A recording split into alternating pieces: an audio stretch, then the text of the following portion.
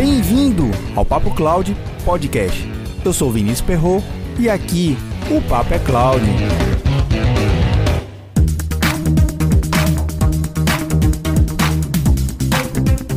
Uma das áreas dentro das empresas que mais tem recebido investimento financeiro e evolução tecnológica nos últimos anos é a área de inteligência de dados, conhecida como BI ou Business Intelligence, e a cada dia que passa essa área está muito mais conectada ao negócio da empresa. Afinal de contas, em pleno século XXI é muito difícil você tomar qualquer tipo de decisão sem informação, e sendo ela estruturada. E se por acaso você não sabe nada sobre esse tema ou tem uma certa noção sobre alguns aspectos de Business Intelligence, fique ligado que o Leonardo Toledo ele tem muito conhecimento e vivência na prática. E ele mesmo diz, BI é na veia.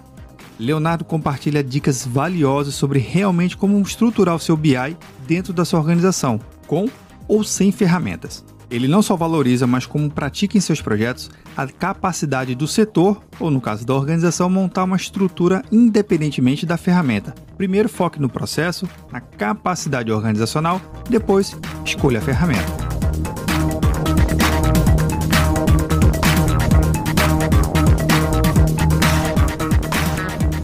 Mas antes de começar o nosso bate-papo com o Leonardo, eu tenho um recado para você. Você sabia que a gente lançou o Papo Cloud Premium? É uma área recheada de conteúdo exclusivo para os assinantes. E uma dica legal, o vídeo dessa entrevista aqui com o Leonardo está exclusivamente para os assinantes do Papo Cloud Premium. Lá a gente conversa um pouquinho sobre os bastidores, antes e depois da gravação do podcast. Vale muito a pena você conferir. Acesse o site papo.cloud/assine. Na área Premium eu sempre trago alguns vídeos dos bastidores com alguns entrevistados. E o legal é que você vai ter muito mais conteúdo além do podcast.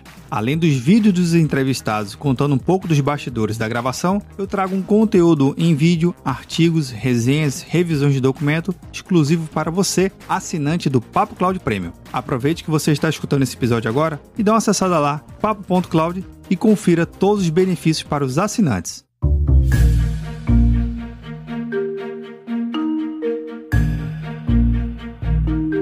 Todos os links citados na entrevista estarão no roteiro desse episódio em papo.cloud/073. Contribua com o Papo Cloud. Baixe o aplicativo PicPay nas lojas do Android ou iOS e busque por Papo Cloud. Você pode contribuir mensalmente a partir de R$ 3,50. É menos que um cafezinho. Cada contribuição que você faz ajuda muito a criarmos mais conteúdo na qualidade que você merece. Quer ajudar ainda mais? Compartilhe os episódios para os seus amigos em todas as redes sociais onde você estiver. Para cada pessoa que você compartilha o podcast, melhor vai ficando o nosso programa. Mande o seu comentário. Estamos no Instagram e Twitter, no @PapoCloud. Visite o nosso site e assine nossa news. Se tiver algum tema ou sugestão, escreva para contato@papo.cloud. Vamos ao nosso Papo Cloud.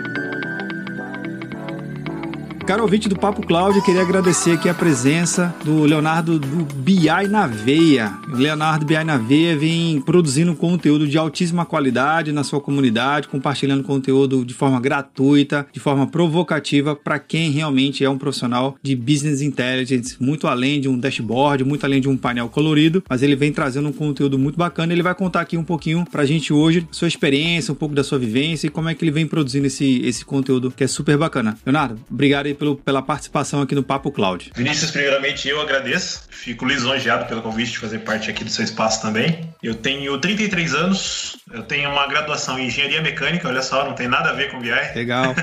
Tem e não tem, né? Exato. Sou pós-graduado em Business Intelligence. Eu tô na área já fazem 8 anos. Eu comecei lá há 8 anos atrás, como a maioria das pessoas que começa agora, que é aquele cara que só gera tabela, só gera relatório. Porém, com o avanço da qualidade das análises, percebi por parte da diretoria naquela época da empresa a necessidade de ter uma análise mais embasada, uma análise mais detalhada que fizesse parte da decisão de negócios, não só um relatório exibido. Eu comecei a avançar, né, nessas técnicas, tal. Naquela época, BI era tudo mato.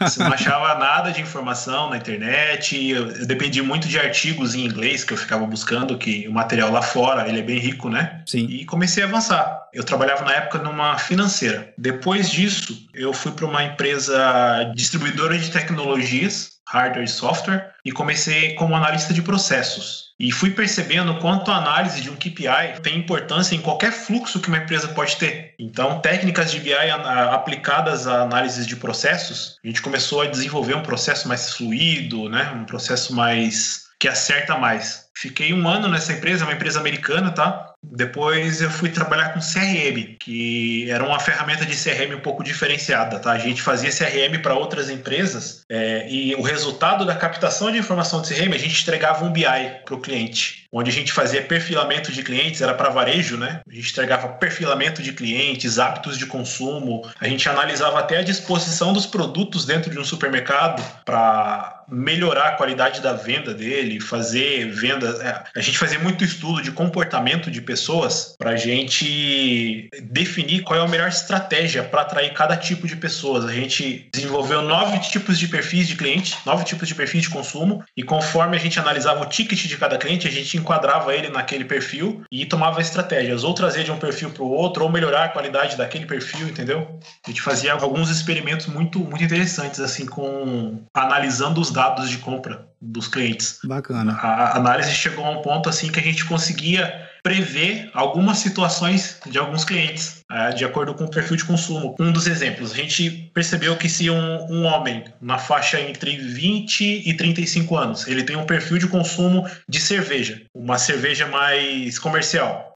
De repente ele para de comprar essa cerveja em alto volume, começa a comprar em pouco volume de uma cerveja mais premium, a gente define que ele tem um perfil de ficar mais em casa, de mais apreciador. Aí, dependendo do produto que ele compra em paralelo, a gente conseguia descobrir se o cara se tornou pai.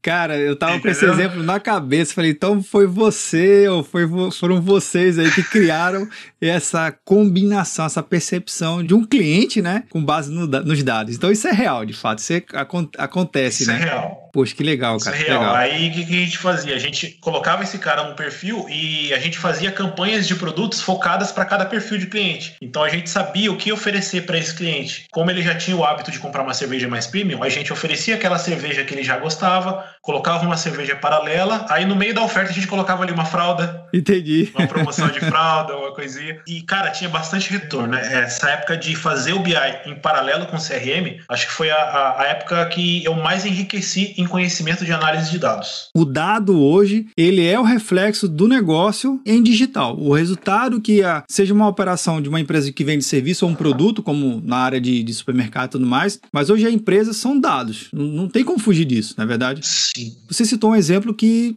para a nossa realidade aqui no Brasil, quando a gente fala de CRM, que é uma ferramenta extremamente estratégica para a organização, ela já requer um nível de maturidade, não somente de processos, não somente de ferramental, né? Tem um suporte técnico por trás de ferramentas, mas como é que você vê hoje as empresas? Ela só quer aquele relatório com um gráfico bonitinho, com um gráfico dinâmico, ou ela realmente já começa a fazer alguns modelos estatísticos, ela já começa a, de repente, fazer alguma coisa de predição, já que as ferramentas hoje em computação em nuvem já traz. Como é que tu vê essa parte hoje no mercado, né? Já com essa migração de 8 anos aí de experiência? Ainda hoje, o mercado brasileiro, ele está começando a engatinhar nos dados. A gente vê muito cliente, até cliente que vem atrás de mim procurar meu serviço, que ele ainda nega um tanto da capacidade dos dados. Por quê? A gente vem de um modelo de negócio bem tradicional, aquela coisa do feeling, sabe? O cara já leva a empresa há anos daquele jeito, ele não acredita que os dados vão melhorar o rendimento dele de qualquer forma, tá? Então existe um pouquinho de negação ainda, mas a cada dia que passa, os dados estão sendo mais valorizados. Hoje, se você pegar big players no mercado, o produto mais valioso para eles internamente não é nem o que eles produzem, é o que eles captam de informação. Porque a informação que eles captam vão permitir eles venderem mais, produzirem mais, terem menos custos. Então, o mercado como um geral, ele está engatinhando. Eu ainda vejo um horizonte imenso para a área de dados no Brasil, tá? Cara, eu penso assim, um negócio, por menor que seja, se ele já começa com a cultura do data-driven, cara, ele já começa com um potencial imenso. Imenso mesmo. Ainda mais porque a coleta de dados, ela não necessariamente inicia quando você inicia um trabalho. A coleta de dados já inicia lá no benchmark que você está fazendo antes de começar o negócio. Olha aí, que legal. E assim, quando se fala de BI, a galera se prende muito a bancos de dados, SQL, né? Queries, processo de ETL, e esquecem que o conceito do BI, ele diz, é uma análise, é uma decisão tomada embasada em dados. Ela não diz uma decisão tomada embasada em SQL.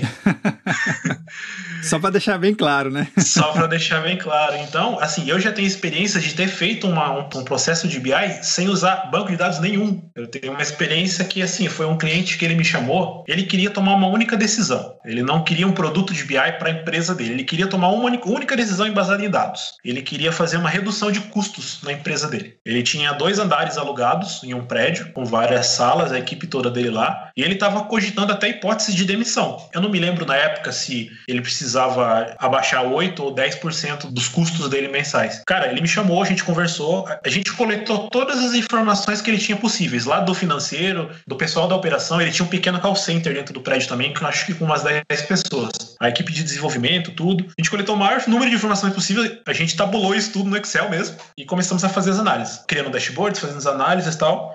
A gente descobriu que ele migrando o que ele tinha local para cloud e mandando uma certa quantidade de funcionários que não fazia sentido estar ali, eles podiam trabalhar de casa, ele teria uma redução de 20% no custo mensal dele. Nossa, já pagou o projeto, já pagou a sua consultoria e muito. Exatamente, entendeu? E, tipo assim, a gente não usou um SQL da vida, cara. A gente só coletou informações para tomar decisão embasada nos dados. Isso é um case aplicável, real, né? Mas teve uma coisa que você falou, justamente nesse teu case, que eu fiquei bastante curioso. Tudo bem, às vezes a gente não precisa usar uma ferramenta de um banco de dados SQL para ter o nosso poder de decisão, a gente tem que tomar uma decisão. Mas a grande pergunta é, um profissional de BI, um profissional de Business Intelligence, um profissional que realmente entende de dados e saber o que extrair daqueles dados, é um profissional que tem que saber fazer muito bem a pergunta certa. Porque senão você entra num mar de uma série de perguntas que não necessariamente vão te ajudar, vão te atrapalhar. Como é que se forma um profissional desse? Como é que você realmente transforma do feeling para algo mais estatístico, para algo mais real, para você não ficar fazendo aquele meio mundo de checklist que é comum às consultorias, né? Você envia um checklist de 150 mil perguntas, mas nenhuma delas fazem sentido ao negócio, né? Como é que você foca nesse ponto aí? Eu, particularmente, eu não sou adepto do checklist. Eu sou adepto de uma conversa, sabe?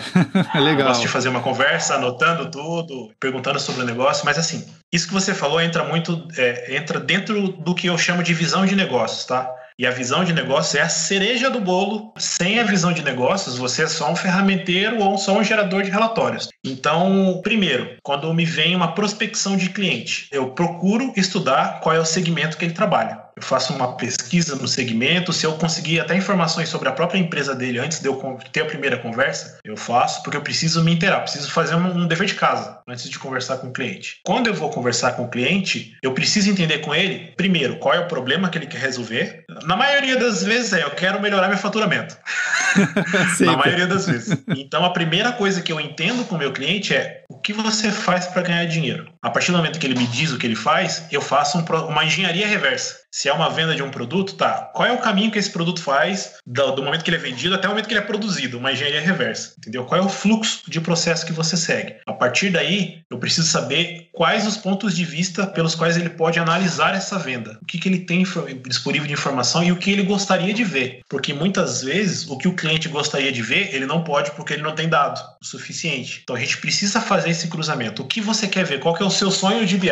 Para depois eu cruzar com as informações que ele tem. Para mim, realmente entender o negócio. A partir desse momento que eu tenho acesso aos dados, aí é um processo de imersão no negócio dele mesmo. É que eu costumo falar, quando eu estou trabalhando para um cliente, eu estou só nele. Eu não me volto para um outro cliente. Por quê? Porque eu preciso fazer uma imersão no negócio dele para mim entender todos os processos e todas as possíveis visualizações de dados que ele pode ter. Bacana. Isso aí, você falou, no caso da engenharia reversa, leva tempo. Sim. E também não é com qualquer profissional dentro da organização. Quem são essas pessoas que normalmente você tem mais contato, por onde é a sua porta de entrada, se é numa camada mais C-level, ou de repente é para o time de TI, aí você, por dentro, você vai meio que hackeando o processo, né? Você vai chegando nas camadas superiores, e quanto tempo leva, mais ou menos, para você chegar num produto e falar assim, putz, agora eu tenho informação, agora eu tenho dados, para poder colher dados, para poder gerar um conjunto de informação. Eu gosto muito de usar a metodologia ágil.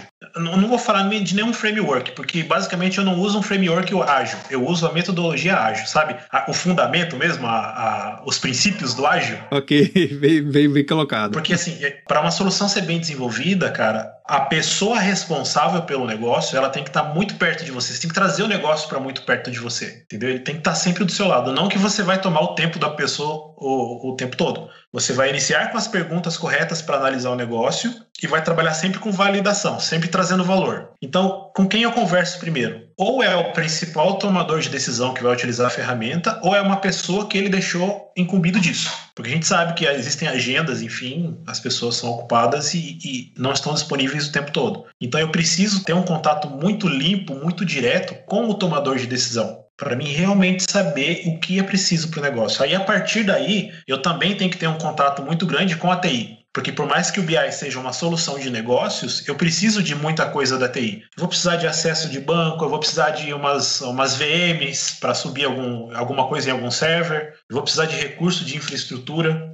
para deixar a solução pronta para o cliente, entendeu? Então eu meio que faço uma ponte entre o negócio e a TI. Eu fico no meio termo ali, tendo contato com os dois. Então, a pessoa que fica mais próxima de mim mesmo é a pessoa responsável do negócio. Então, realmente não tem para onde correr, né? Tem que meter, né, o pé na lama, os gestores das empresas, porque uma das percepções que às vezes eu tenho é que quando uma empresa contrata um determinado consultor, uma grande consultoria, ela tenta meio que se afastar um pouco. Ah, já contratei, tá aí, pronto, agora se vire, né? Muito pelo contrário. Ou ele participa ativamente do processo, da construção, desse briefing que você acaba montando, né? Desse levantamento inicial, ou então não vai ter resultado. É uma das primeiras coisas que eu digo quando eu tenho aquela primeira conversa com o cliente prospectado. Cara, eu vou precisar de alguém de negócios do meu lado, porque eu vou fazer uma solução para o seu negócio. Então não adianta eu só criar a esmo, usar o achismo para algo que justamente é feito para tirar o achismo.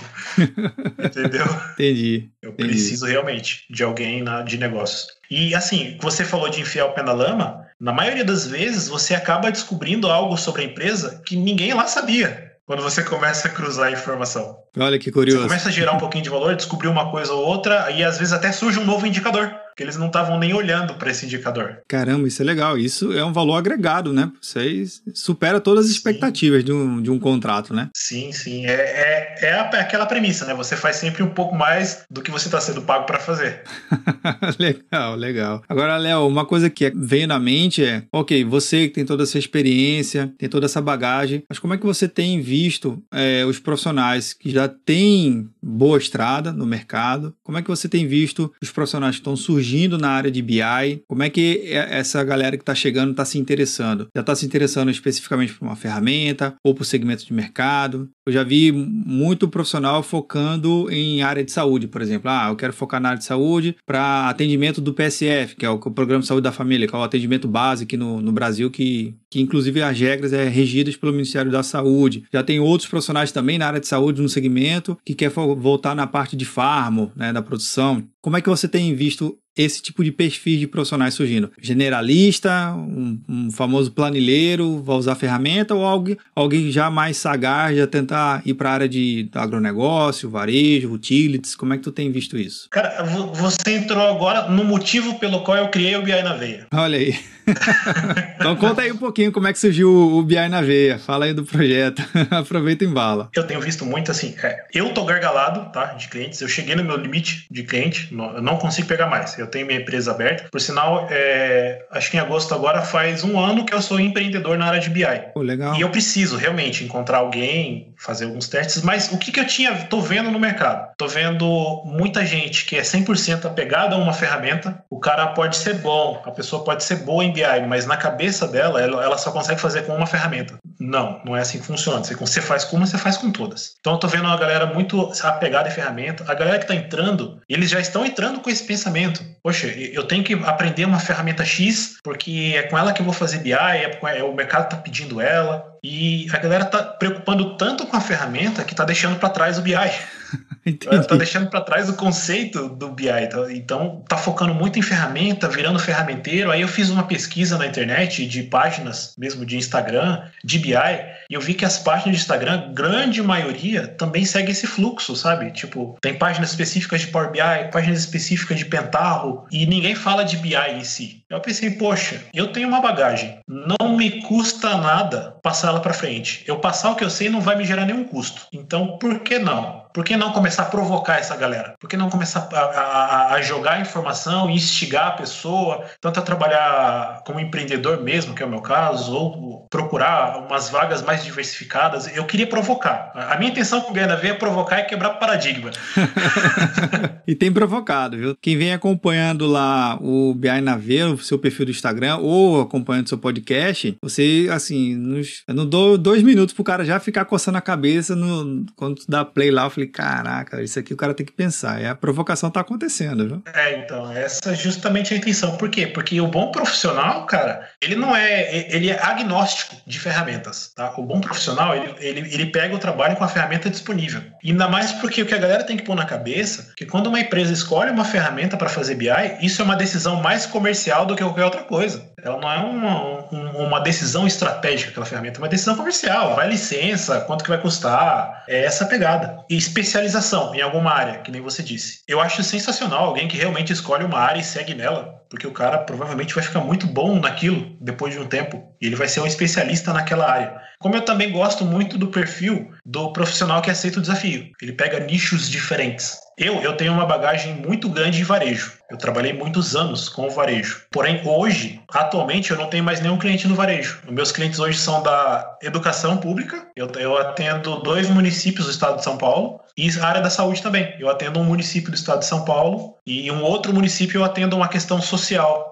da cidade, um programa social, e eu faço a gestão dos dados também. Quando eu entrei, eu falei, bom, é um nicho novo para mim, preciso estudar muito, e foi o que eu fiz. Eu entrei, peguei o cara responsável do negócio, colei no cara, preciso entender como é que você faz essa gestão aqui, o que você precisa, e a gente foi evoluindo, até que nesse ano agora, a gente já vai começar a implantar uma solução com a IA para fazer predição de desempenho de alunos da rede pública. Eu gosto dos 2 perfis, eu acredito que tem espaço no mercado para os 2, tanto para o especialista em algum nicho, quanto para o cara que está aberto para pegar clientes diversificados. Uma coisa que a gente fala muito na área de varejo, até mesmo na parte de logística, quando a gente fala uma unidade de qualquer coisa, não é a mesma unidade de qualquer coisa para qualquer outro tipo de segmento. Não é Exato. para nada.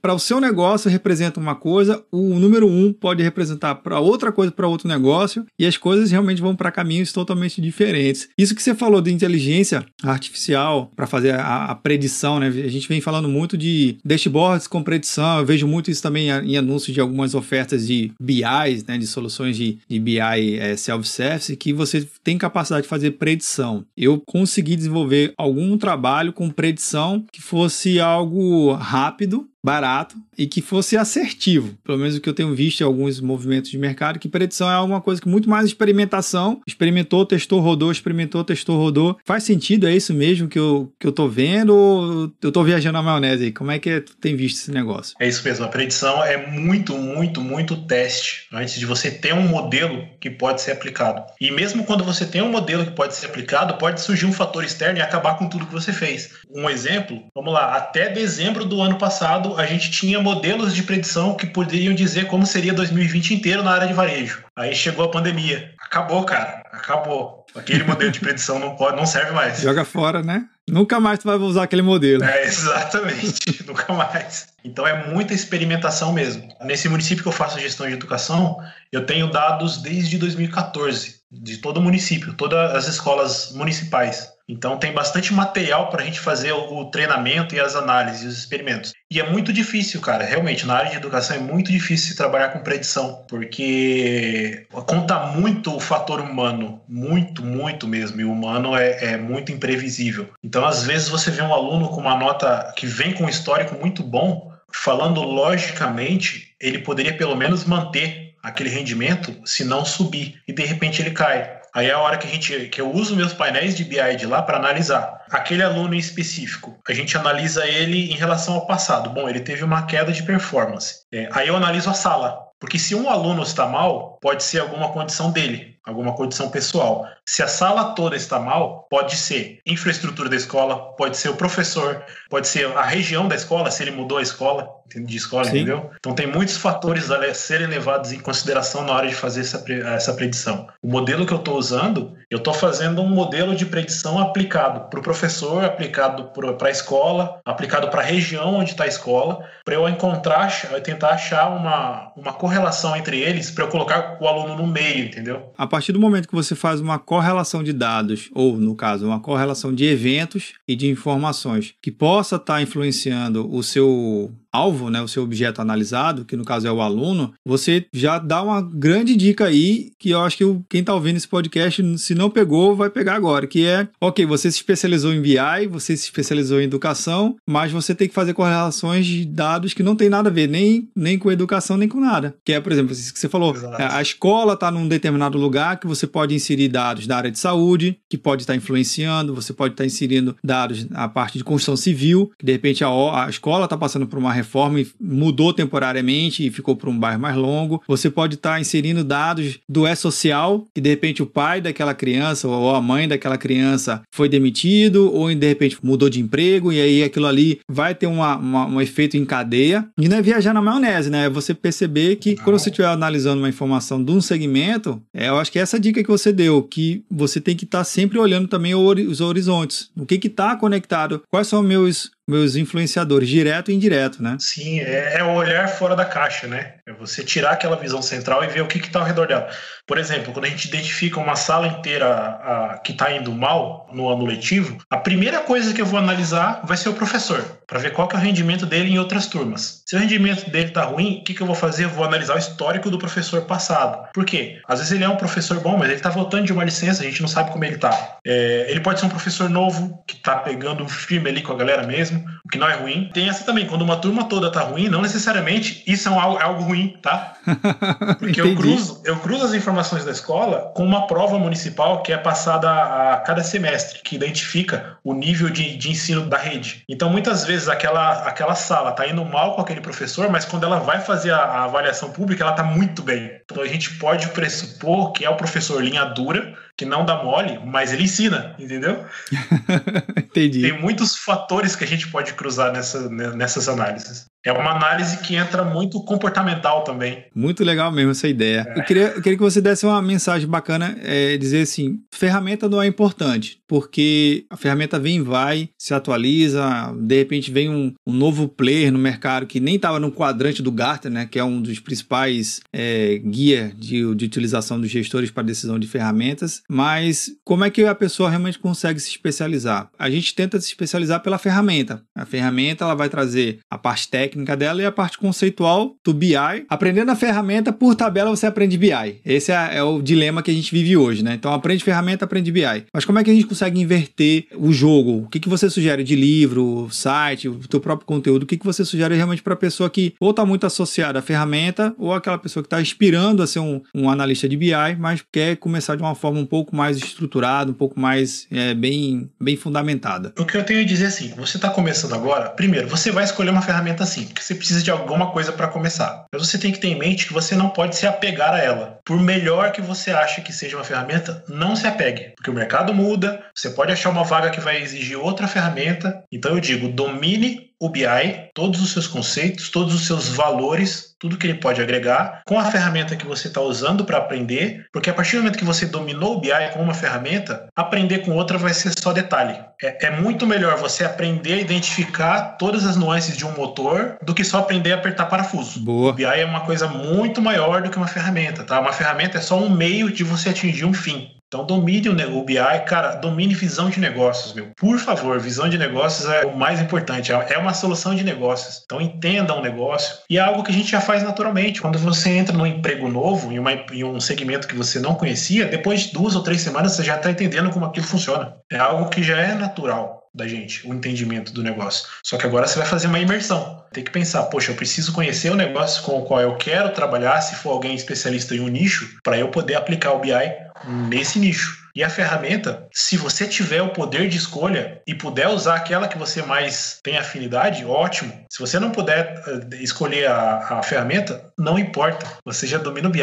Então, use a ferramenta que você tem na mão. Só para lembrar que você falou, tem uma estrutura de BI dentro de casa, óbvio que o que não falta hoje é opção no mercado. Como você disse há anos atrás, há 8 anos, há 10 anos atrás, falar a ferramenta de BI era coisas de milhões de dólares e para grandes empresas que tinham capacidade de fazer esse aporte, né? Então eram pouquíssimas empresas que tinham BI e quem tinha ainda era muito, né? Era meio que um negócio que não podia tocar muito, podia mexer para não quebrar, para não ter nenhum problema. Mas hoje, o que você tem mais visto de adoção, tanto dos profissionais quanto das empresas, as principais ferramentas? O que você tem visto no mercado que você tem atuando? Hoje no Brasil, Power BI está no topo. Tá batendo o reloginho lá no final do cursor já. Olha que legal. Assim, é uma ferramenta muito boa para aprender também, tá? Eu recomendo, se você quiser uma ferramenta para aprender BI, o Power BI é sensacional, porque ele tem aquele esquema de drag and drop, ele é muito simples de mexer. Você precisa fazer alguma visualização, você arrasta, configura e pronto. Aprender SQL é fundamental, porque hoje quase todas as empresas usam uma fonte de dados SQL. E se você não usar o dado de SQL na entrada, você vai usar na saída para montar um data warehouse. Então, é muito importante aprender SQL, tá? O Power BI, ele tá na frente, por quê? Porque além dessa facilidade, uma curva de aprendizado muito curta, ele tem uma licença muito em conta, tá? Custa, acho que $9,99 uma licença mais simples. Uma licença mais simples, você já faz horrores com aquela ferramenta. Então, ela é muito mais acessível. O Tableau também é uma excelente ferramenta, que eu acho que é o principal concorrente mundial aí da Power BI. O Tableau também tem uma curva de aprendizado que não é longa, é fácil de se utilizar, tá? E cada um com as suas limitações. Então, uma dica de ferramenta que eu diria hoje para BI é o Power BI mesmo. Realmente é uma ferramenta que eu tenho acompanhado na comunidade, é fácil de utilizar, e eu já participei de alguns projetos que o meu analista de BI era o cara de produção, era o cara de engenharia de produção e de qualidade. E aí eu estava fazendo uma apresentação de Power BI para a empresa como um todo, num determinado momento, e aí ele puxou um tablet assim, falou, deixa eu mostrar o que a gente tem feito lá no controle de qualidade das peças. Eu falei, mostra aí. Quando ele me veio trazendo assim, o tablet dele, eu falei, nossa, cara, era para você estar aqui falando. Aí eu até, assim, eu tenho toda uma técnica, mas eu falei, pessoal, vamos ver aqui que o colega de vocês já estão fazendo. Aí eu até falei, vocês não precisam de mim, vocês precisam desse cara aqui. Aí o pessoal, deu aquela risada, aquela coisa toda. Eu falei, mas vamos lá, né? Vamos manter aqui a apresentação. Eu mostrei, o cara apresentou como é que ele fez. E aí, claro, a gente como consultor dá aquele brilho do negócio, né?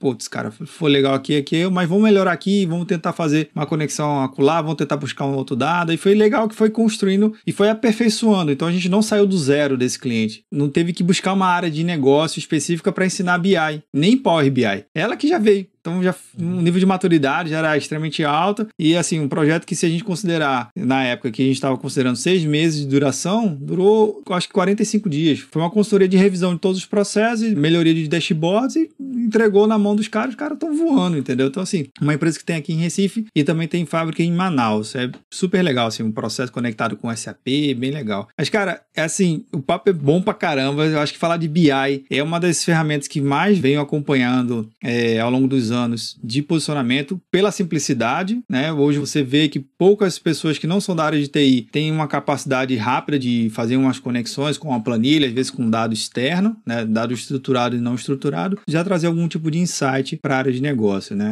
Léo, eu queria agradecer muito a tua participação aqui no Papo Cloud Podcast, né? Deixa os seus contatos aí, fala suas redes sociais, seus e-mails, seu site, enfim, para o pessoal que está ouvindo entrar em contato. E quem está ouvindo já sabe, não se preocupe, todos os contatos e links citados aqui no nosso bate-papo vão estar na transcrição do episódio lá no site do Papo.cloud, facilitando a sua audição da melhor forma possível, sem ter que pausar, anotar nada. Só ir lá no site Papo.Cloud e poder acompanhar os links citados aqui. Mais uma vez, muito obrigado aí pelo convite. Esteja convidado para participar do meu também. Opa, legal. A gente vai marcar alguma coisa. Para falar comigo é o contato@binaveia.com.br ou Binaveia nas redes sociais. Simples assim.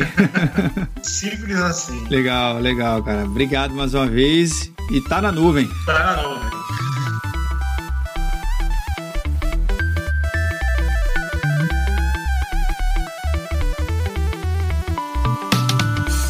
E aí, o que achou do nosso bate-papo? Aproveite que estamos no finalzinho desse episódio e entra lá no nosso grupo do Telegram, bit.ly/Papo Cloud Telegram.